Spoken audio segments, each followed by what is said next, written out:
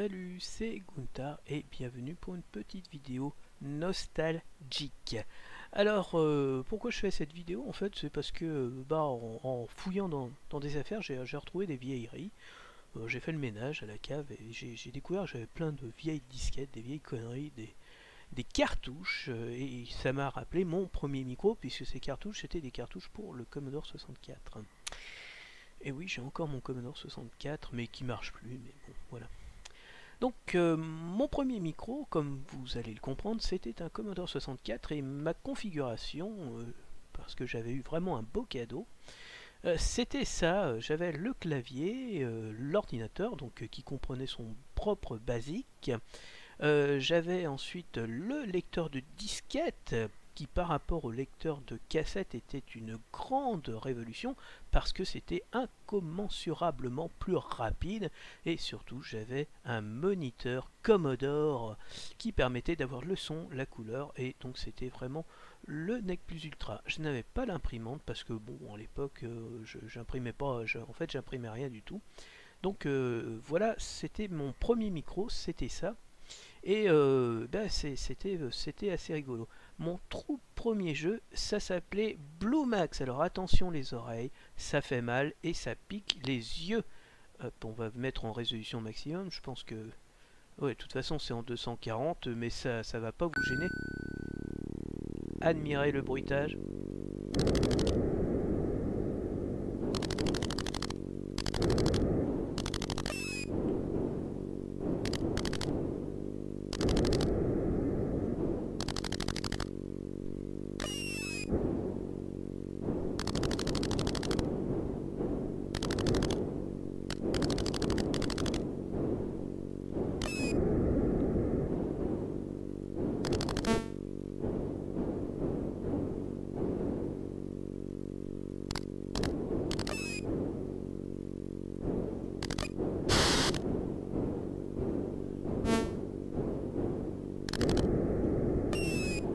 Ça a l'air tout con comme ça, mais c'était un peu plus compliqué que ça n'en avait l'air. Hein.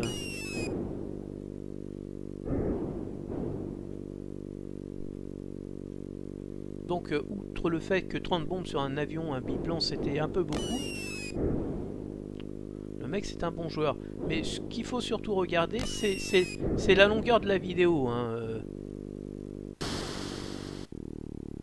Voilà, 5 minutes, c'était la durée du temps de jeu, grosso modo. Et moi, pour vous dire que j'étais une grosse merde, j'ai, je crois, jamais dû réussir à arriver au bout. Normalement, après, on continuait. Si, j'ai dû arriver dans les premiers niveaux, mais après, ça continue. On est arrivé classe 2, classe 3, classe 4. Mais donc, c'était des runs de 4-5 minutes, mais c'était pas.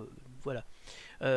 Pour ceux qui connaissent, il y a eu après un jeu qui s'appelait Zaxxon, qui était un peu dans le même genre, en un peu plus évolué, avec une pseudo 3D qui était plutôt sympathique. Donc en regardant ça, en fait, je suis un gros nostalgique. Je trouve toujours que ce qu'il y avait avant, c'était peut-être pas mieux, mais en tout cas, c'était très sympa. Et il y a des vieux jeux que j'ai réussi à retrouver sur GOG.com. Vous le connaissez sans doute. Je vous invite à regarder. Et généralement, ces vieux jeux, ça coûte quelques euros. Alors eux, c'est pas, il n'y a pas besoin de faire des... Mais de temps en temps, il y a des bonnes occasions. Et c'est quelque chose qui sont assez sympathiques. Bon, donc ça n'a rien d'intéressant, c'est des conneries. Enfin, sauf c'est de l'heure of Temptress et Benes Steel Sky, c'était des jeux d'aventure point and click, on va dire, qui étaient plutôt sympas. Ça, les deux Ultima, c'était Savage Empire et Martian Dream. Voilà, en fait, c'est dans le même univers qu'Ultima. Enfin, c'est les mêmes jeux qu'à la Ultima, sauf dans un univers dystopique, là, un peu à la Jules Verne. Là, c'est Voyage au centre de la Terre, et là, c'est on va sur Mars, mais à l'époque de 1900. Donc, c'est un peu bizarre, mais c'est rigolo. Dans les vieux jeux que vous pouvez avoir et qui sont, on va dire, acceptables d'un niveau graphique, vous avez Planetscape Torment. Alors Planetscape Torment, c'est un univers qui coexiste avec Donjons et Dragons, qui est un peu bizarre parce que en fait, j'ai jamais su moi si c'était la mort, après la mort, l'enfer ou le paradis dans Donjons et Dragons. C'est là où il y a se rencontrent les différents plans. Voilà. Donc j'avoue que j'ai jamais vraiment bien compris. Enfin, quand j'étais beaucoup plus jeune et je comprenais pas, il faudra que je le refasse. Ce que je sais, c'est que ça m'avait bien, ouais, ça m'avait bien retourné la tête. Parce que contrairement à d'autres jeux qu'il y avait à l'époque dans le genre Donjons et Dragons, là, il n'y a pas besoin de focaliser sur la force, ni la dextérité, ni l'endurance, parce que en fait, vous êtes un mort et que votre compagnon c'est un crâne, si je me souviens bien, et que en fait c'est plus vraiment, il faut réfléchir pour trouver la bonne solution, être capable de discuter parce que vous n'avez pas d'armes et que dedans, s'il y a un combat, vous avez toutes les chances de mourir. Donc franchement, ça c'est vraiment le jeu vraiment sympathique. Je crois qu'ils en ont fait une édition haute définition HD à voir. Franchement, c'est plutôt sympa. Dans les jeux qui graphiquement sont supportables et sont intéressants là-dedans, vous avez, on va commencer par le classique, Baldur's Gate 1 et 2. L'intérêt sur GOG, c'est que vous l'avez complet, c'est-à-dire avec les add-ons qu'il y a dessus, je crois. Voilà, donc c'est plutôt sympathique. Donc Baldur's Gate, je vous rappelle pas, vous êtes en fait l'engeance d'un pas gentil et donc il va falloir régler vos problèmes familiaux. Ensuite, vous avez dans la même veine, mais dans un univers plus nordique, barbare et froid, Icewind Dale Complete et Icewind Dale 2. Donc là, vous allez affronter plus des géants, des choses comme ça. Là encore, un grand jeu, deux grands jeux de rôle qui sont vraiment intéressants et à posséder quand on est amateur, on va dire, de jeux de rôle classiques et de bonne aloi.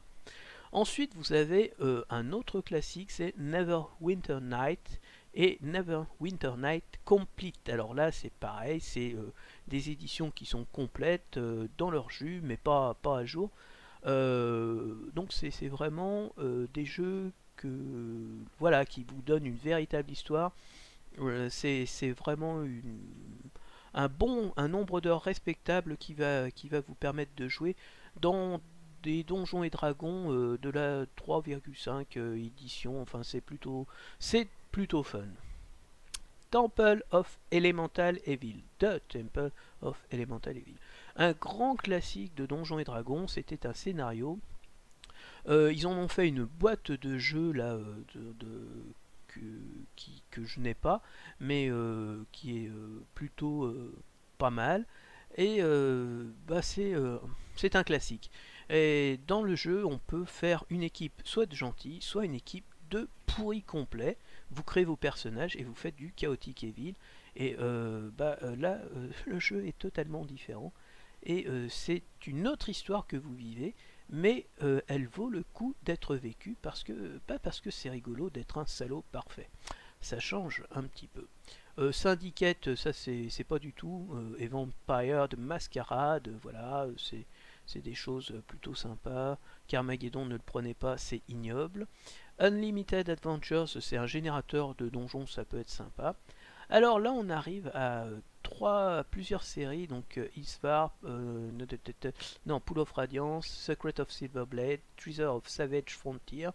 L'intérêt de ces jeux, c'est que quand on avait fini le jeu, on pouvait reprendre les personnages et continuer là-dessus. Donc on terminait, je sais plus si c'était 6, 7, 8 ou 10, 20 et 30. Donc on arrivait vraiment à des donjons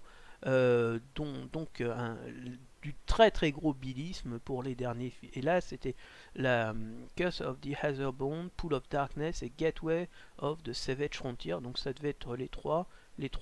Et là, ça c'était des Ilsvar, je sais plus avec lesquels ça va, je m'en rappelle plus. Mais toujours est-il que voilà, c'était des jeux qui étaient plutôt sympathiques à l'époque, dans les années 80-90, parce que aujourd'hui, jouer avec ça, c'est vraiment s'arracher les yeux avec une pince rouillée. Et au niveau du bruitage, c'est comme si on vous perçait les tympans avec une scie égoïne. Enfin, c'est affreux. Je les ai réinstallés et j'ai dit oh mon dieu, mais c'est quoi cette merde, j'ai joué à ça, oh, c'est affreux, c'est vraiment c'est insupportable, non c'est moche. Il faudrait retrouver des vieux moniteurs pour qu'on ait l'impression que ce soit joli. Mais là, sur des grandes résolutions, c'est vraiment ignoble. Donc il faut jouer, soit on joue en tout petit écran avec une grosse résolution qui vous fait un tout petit écran minuscule qui va prendre un tiers du carré, enfin genre un truc gros comme ça là, enfin on va dire comme ça, mais autrement c'est vraiment injouable, c'est terrible. Mention spéciale pour Manzo Berranzan, qui était un jeu un peu particulier puisqu'il se déroulait dans la cité des Elfes Noirs. Alors les amateurs de Triss Do'Urden auront reconnu la ville, voilà la capitale des Elfes Noirs. Et moi j'étais à cette époque donc plongé dans cette littérature et j'avais acheté un supplément de Donjons et Dragons qui s'appelait Manzo Berranzan, qui détaillait toutes les factions qu'on trouvait, toutes les maisons qu'on trouvait dedans, leurs points forts, leurs faiblesses. Il faut savoir que ce sont des matriarcats, que les hommes là-bas sont uniquement là pour se reproduire ou à la rigueur devenir des guerriers, des maîtres guerriers ou des sorciers, mais les maîtresses, c'est les sorciers, enfin c'est les druides, enfin non, les clercs les clercs sont des femmes, et les grandes prêtresses de Lutte, je sais plus comment elle s'appelle, la déesse à la forme d'araignée, bah, ce sont elles qui dirigent la ville et elles se font la guerre. Et quand je dis elles se font la guerre, c'est quand on attaque une maison, on massacre tout le monde, du nouveau-né au vieillard, avec tous les esclaves qui se trouvent dedans. Donc c'est pas des gens très sympathiques. Dungeon Axe, c'est pareil que ça, c'est un générateur de donjons aléatoires, mais dans style Eyes of the Beholder. Et justement, je vais repartir avec Eyes of the Beholder, donc qui est une trilogie aussi, et qui lui a l'avantage d'être jouable.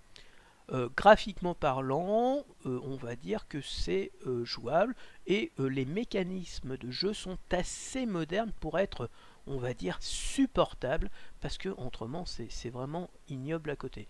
Donc c'est même plutôt sympa de rejouer, et vous allez redécouvrir l'intérêt d'avoir un papier et du crayon pour faire vos propres plans, parce qu'autrement c'est la merde, on se perd facilement, et on sait jamais où on est, c'est un peu chiant. Voilà, donc c'était à l'époque c'était comme ça, on avait la Pool of Radiance, c'est pareil, c'est des papiers, du crayon, vous aviez un cahier et vous faisiez les cartes de la ville, du machin, du bidule, voilà, tout, c'était un peu le genre Bard of Steel aussi. Ensuite on continue avec Donjons et Dragons, mais dans deux univers différents, mais qui ne sont pas pour autant inintéressants. Dark Sun, où il y a eu deux jeux produits par SSI, donc j'ai oublié de dire que tous ces jeux étaient faits par SSI. Dark Sun était intéressant parce que justement il s'attachait donc à cet univers de Dark Sun qui était un peu particulier, puisqu'on va dire que c'est un peu du survival dans Donjons et Dragons. C'est un peu particulier parce que là on retrouve pas cet univers d'heroic fantasy, il n'y a pas de nains, il n'y a pas d'elfes, il n'y a pas d'orques, mais il y a des humains, des différentes races, mais qui sont vraiment très spécifiques. C'est vraiment un milieu où il n'y a pas de magie, si je me souviens bien, où s'il y a de la magie, elle est interdite et faite par des gens qui n'ont pas trop intérêt à le montrer, sinon ils se font un peu défoncer la gueule. Donc c'est vraiment un peu bizarre. Moi j'avais jamais trop... puis j'avais pas trop le temps. J'ai jamais trop accroché à cet univers parce que c'était beaucoup plus sombre, c'est vraiment de la survie et c'est vraiment assez bourrin, on va dire. Voilà, c'est très très violent. C'est un univers très violent, très sombre, très brutal. Et comme j'étais relativement jeune, c'était un truc qui, moi, voilà. Par contre, les deux aventures sont faisables. Graphiquement parlant, c'est des jeux qui étaient plutôt récents dans les sorties. Et donc, c'est faisable si vous voulez découvrir un peu cet univers et cette ambiance un peu spécifique qu'on a dedans. Et enfin, le dernier univers qui est vraiment un grand classique de Donjons et Dragons, c'est quand les nains rencontrent Dracula. Alors, Ravenloft, c'est un univers, c'est l'introduction de l'horreur, mais de l'horreur au sens moderne du terme, des films d'horreur à la Hammer avec des vampires, des momies, des zombies. Ça existe dans le bestiaire, on va dire, normal de Donjons et Dragons, mais là, c'est vraiment, on va dire, toute la spécifique moelle de cette extension, puisque Ravenloft, c'est, on va dire, c'est une région où les morts-vivants ont une très grande empreinte et une très grande emprise sur l'univers. Le chef, c'est un vampire, Strahd, donc qui s'appelle Strahd, dans tous les donjons et dragons, régulièrement, vous avez une extension qui est consacrée à cet univers Ravenloft, qui rend hommage à cet univers. Et donc là, je vous préviens, le paladin c'est obligatoire, le clerc avec un charisme de 18 c'est obligatoire, si vous voulez défoncer et disperser tous les morts vivants qui vont vous attaquer au long de cette aventure, parce que généralement c'est que des morts vivants qui attaquent. Il y a bien sûr, avant d'arriver au donjon principal, ou dans le château maudit du conte, vous allez peut-être rencontrer des loups, des machins, mais c'est parfois des loups morts-vivants, donc des wargs, des choses comme ça. Mais après, c'est ghouls, vampires, liches, que des morts, que des soldats, enfin des armures vivantes, enfin bref, des gens possédés, des fantômes. Il n'y a que ça. Il n'y a que ça. Donc il y avait 2 volumes, c'était Strahd Possession et la prophétie Prophet Stone, le prophète de pierre. Voilà. Donc et là c'était centré sur une malédiction de momie. Oh, ça fait peur. SSI a été aussi, donc SSI c'est un éditeur qui existait, qui n'existe plus malheureusement, mais qui à l'époque ne faisait que 2 styles de jeu. Des wargames, dans lesquels on retrouve Panzer, Steel Panther, Panzer Général, le truc avec les sous-marins, là comment il s'appelait, Silent Service, donc des grands classiques dont les licences ont été reprises par certains. Steel Panther continue à vivre chez un autre éditeur, mais qui ne l'a toujours pas modernisé. Puis vous avez Steel Panther, la version moderne, MBT ou MBT, enfin je ne sais plus, style MBT, mais en tout cas moi je les ai, j'y joue régulièrement. C'est quand même, voilà, ça se jouait en hot seat, c'est-à-dire qu'un joueur jouait, l'autre joueur prenait sa place et faisait son tour, ou ailleurs il y avait le play by mail, PBM. En gros on sauvegardait, on envoyait sa sauvegarde au mec, il chargeait la sauvegarde, il voyait la situation, il faisait son tour, il vous renvoyait ça. Je l'ai fait pendant quelques années avec des Américains. C'était plutôt sympathique et franchement c'était plutôt fun, et il y avait un système qui vous empêchait de tricher, c'est-à-dire de refaire 50 fois votre tour pour éviter d'avoir des pertes. Voilà, donc c'était assez sympa. Et donc en fait je me suis repayé certains épisodes de la franchise de Games Workshop, Warhammer Battle, donc qui est Warhammer 40 000. Donc en fait je vais commencer par un jeu qui ne sont pas de ces 2 licences, mais qui sont de la licence un peu plus rare, puisqu'il s'agit d'Epic 40 000. Mais Epic 40 000 en fait descend directement de la licence Warhammer 40 000, 40K, puisque en fait c'est permet de jouer au niveau, on va dire, de régiment, ce que là on joue au niveau compagnie, on va dire. Là vous pouvez jouer plusieurs centaines d'hommes. Moi j'ai une armée d'Epic 40 000 Space Marine, j'ai plusieurs, donc c'est des petits, voilà, c'est des petits socles sur lesquels vous avez 4-5 figurines. Donc c'est du 5 mm, c'est du 6 mm, hein, donc c'est tout petit.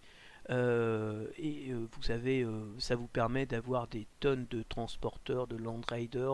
Vous pouvez avoir des titans, vous pouvez avoir des pièces lourdes que vous ne pouvez pas avoir, ou très rarement, quand vous jouez 500 points sur Warhammer 40K. Donc c'était plutôt sympa comme style de jeu quand on voulait jouer quelque chose de plus militaire et de plus, je vous dis, à une taille plutôt régimentaire, voilà, donc plus grand.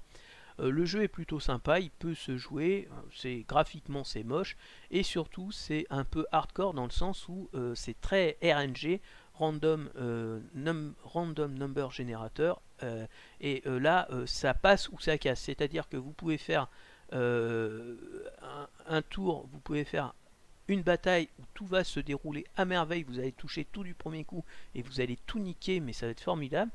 Et puis vous avez le genre où vous avez tout loupé et vous allez vous faire détruire. Donc dans ce genre de jeu, c'est systématiquement je sauvegarde la bataille, je la lance et je la refais 2-3 fois jusqu'à ce que j'ai des pertes acceptables ou que ce soit une bataille top niveau où j'ai aucune perte. Voilà. Donc les deux pendants là dans l'univers 40 000 et dans l'univers Battle, c'est Warhammer Shadow of the Hornet Rat. Il est jouable, je l'ai réinstallé et je le refais. Par contre, graphiquement c'est vieux, c'est pareil. Soit vous allez avoir tout bon avec aucune perte dans votre unité, soit vous allez faire un tour où vous allez vous prendre une tannée mémorable. Alors, dans Warhammer Shadow of the Hornet Rat, vous allez incarner un mercenaire. Vous commencez avec donc une unité de cavalerie et avec une unité d'infanterie, donc Bernard, si je me souviens bien. Et en gros, au fur et à mesure que vous allez jouer, vous allez récupérer des guerriers nains, des arbalétriers, un magicien spé-feu. Voilà, donc votre armée va s'agrandir, mais votre armée, il va falloir payer les hommes, combler les pertes en récupérant, en achetant des mercenaires qui vont venir vous aider. Il n'y a pas de niveau de difficulté là, il n'y a pas de niveau de difficulté, mais ça peut être affreusement compliqué. Voilà, ça peut être affreusement compliqué. Mais ça vous permettra de découvrir ce que c'était qu'un jeu à l'ancienne. Et c'était pas forcément très simple. Warhammer 40 000 Chaos Gate, donc les portes du chaos, ça c'est un jeu qui met en jeu les Space Marines de l'ordre que je jouais, donc les Ultramarines, donc peinture bleue ultramarine justement, et qui vont devoir déjouer un complot du chaos bien évidemment, et donc qui vont au fur et à mesure des batailles qu'ils vont livrer, donc c'est de la 3D entre guillemets isométrique, mais alors au niveau du gameplay c'est à chier, hein. Enfin franchement il faut une touche pour remonter, pour voir les niveaux. Des fois vous avez un mec qui est en hauteur, l'autre il est au rez-de-chaussée, donc à chaque fois il faut jongler avec les touches. C'est vraiment compliqué à jouer et c'est pas très sympathique. Et le dernier, ça c'est plutôt un bon truc, et c'est Mark of Chaos Gold Edition, donc qui regroupe en fait je crois qu'il y a eu 3 disques, et ça doit être les 3 aventures, ou à moins que ce soit juste une aventure, je sais plus. Mais dans mon idée, il y avait 2 jeux, il y avait plusieurs jeux différents. Moi j'avais le chaos, et je crois que j'avais les orques. Et dedans, on trouve en fait les 3 scénarios. Donc humain, orc et chaos. Et donc c'est une suite de batailles qui va vous permettre, là encore, au fur et à mesure vous allez trouver. Et là graphiquement, c'est plutôt sympa. Et je me disais que justement dans mon truc un peu nostalgique, de faire une petite vidéo sur ce jeu pour vous montrer un petit peu la progression. Et puis un autre jeu que je voulais faire, c'était Ravenloft Strat Possession. Histoire de dire que voilà, pour montrer un petit peu comment ça se jouait, avec des biclassés, des nains, des humains, et ou Dark Sun, parce que c'est plutôt sympa. Voilà.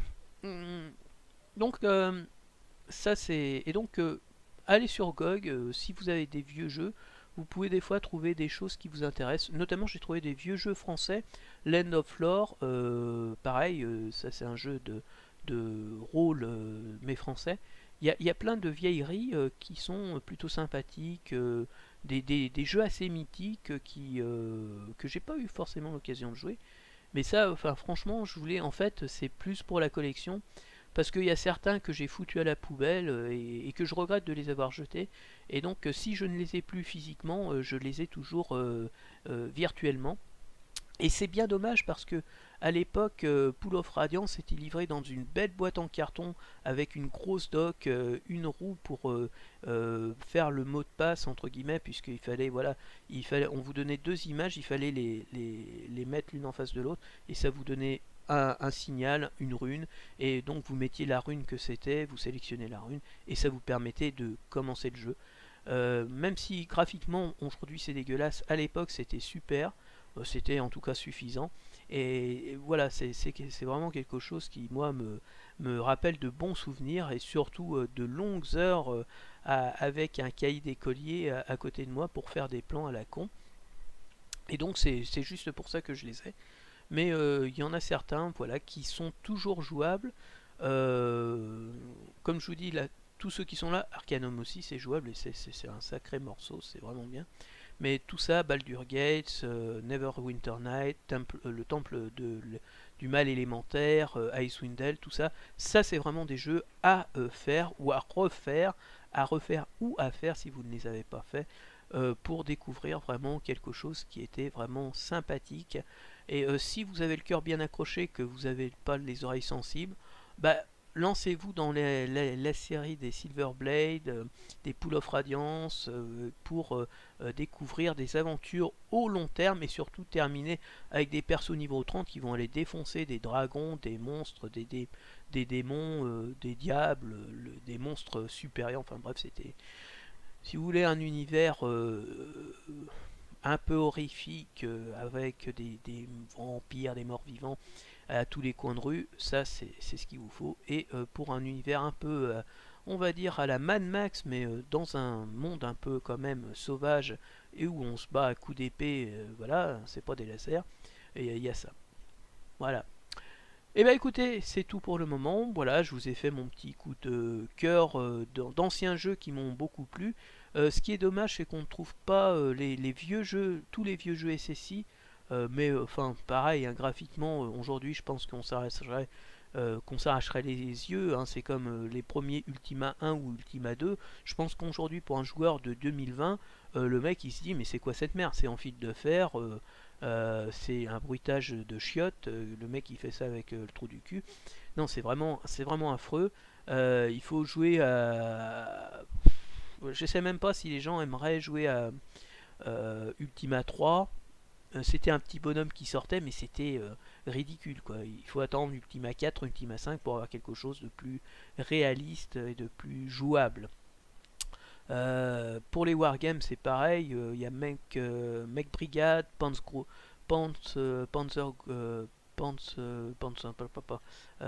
Kampfgruppe, qui sont des wargames modernes et anciens là.